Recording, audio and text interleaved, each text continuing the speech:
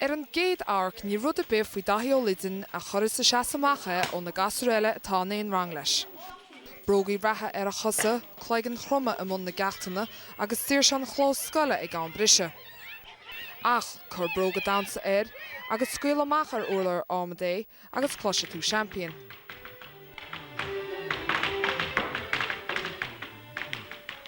Thosma nuair bhí me 5 bliain dhís mar bhíoh mo am dansa agus ban me trílas agus bhí sé ag maith agus haine selam.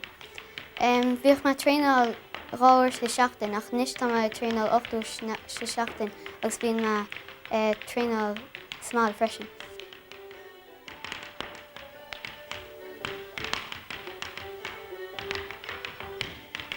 Tá míach dansa Dáithí agus beidir gur bé chéad Michael Flatley eile é. Bhí na críomh damda in inis agus bhí sé anspecialta mar chuma oncula sa bbliain 1973 agus tá cupán céanna amsa. Nuair tá me níos sin bháil ben na áiteire nó i dansa i ceangail na seoanna mar Riverdance nó Lord of the Dance.